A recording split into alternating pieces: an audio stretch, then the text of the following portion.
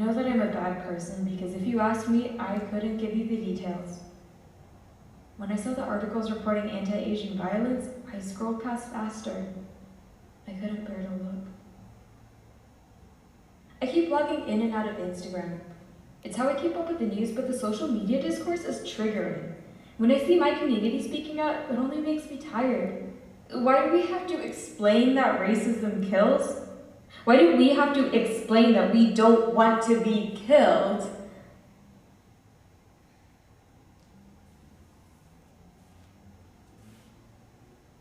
My friend told me that sometime during or after the Vietnam War, the media purposefully flooded the news with images of dead and injured Vietnamese people. Not as a way to call attention to their pain, but to desensitize the public to it. To say that this is the default for Asian bodies.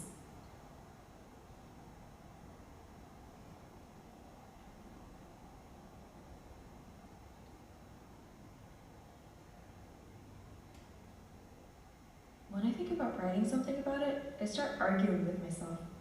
What are you trying to say? No one will want to read this. Erase. Try again. Nobody's going to care what you think. What you think is stupid. Erase.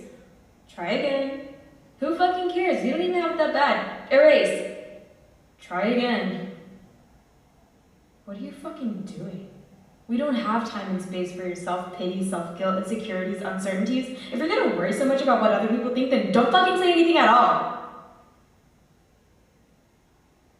Erase. I don't know how much of this is self-inflicted and how much of this is learned silence.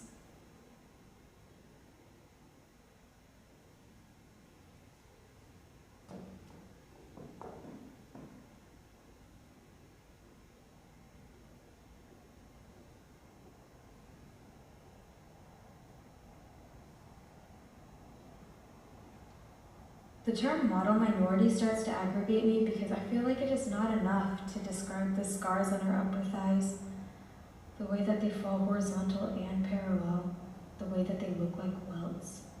The term model minority starts to aggravate me because it was a name we never asked for, and I've been longing for us to find better words, our words.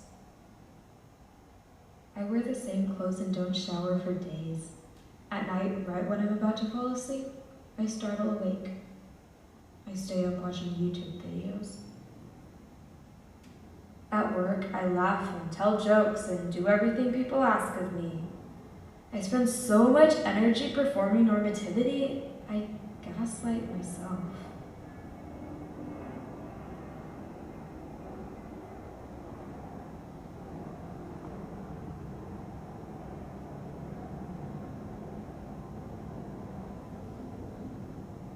During the winter storm, I lost water for 2 weeks. 4 people offered to deliver some to me. I told them that I was okay and I didn't need it. I kept thinking that if other people had it worse than me, I would be fine to continue going without. I wonder if I've become desensitized to my own pain.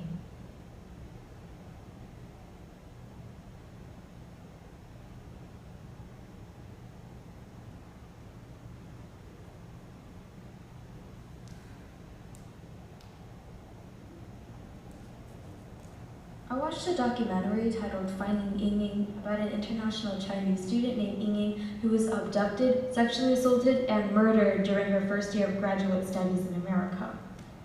Ying's murderer is the embodiment of everything I hate and fear, the face of white masculinity, unflinching and unperturbed.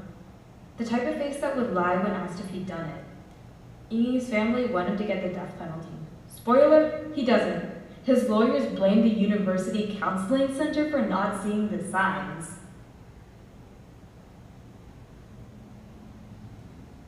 The man who murdered my uncle was never caught. For the record, I don't think the government should have the ability to kill people. I'm just tired of this pattern.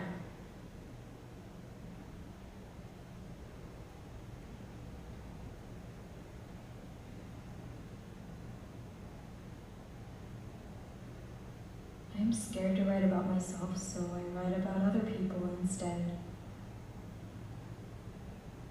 I'm torn between wanting to punch everyone for saying more about two white women selling culturally appropriated mahjong tiles than about black people dying, and not wanting to perpetuate the myth that we are silent and passive. And maybe either or it doesn't help. Maybe we need to be both and.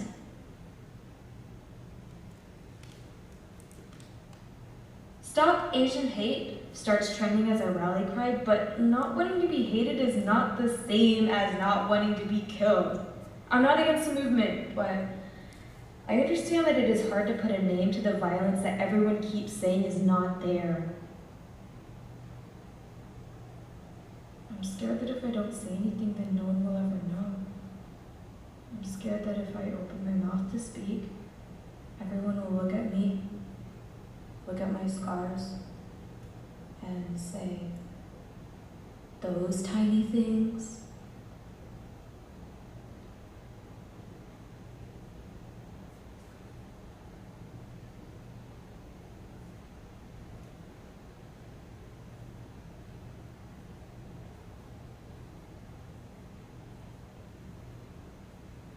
During my senior year of college, a half-Japanese girl was assaulted and murdered on campus.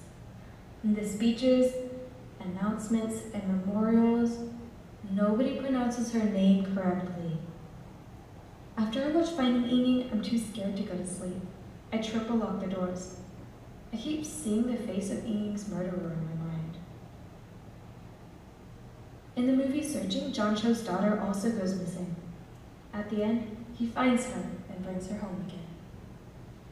Ying is buried under debris in the landfill. Because it would cost a lot of money to do so, the city does not try to recover her body. If I string all of these stories together, do they become a prophecy?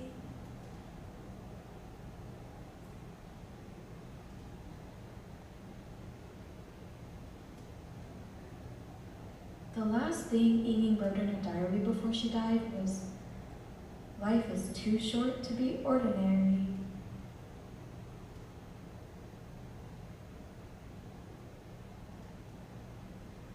I lost a friend in 2016. We weren't close, but sometimes I think we should have been.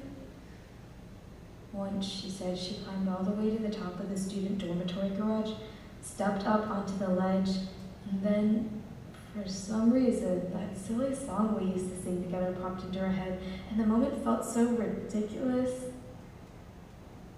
She stepped back down again. The thing is, I don't remember her telling me the story, but I was there when she did. Someone described it to me later. I wonder how I could forget. I wonder what I would say to her now, if she was still around.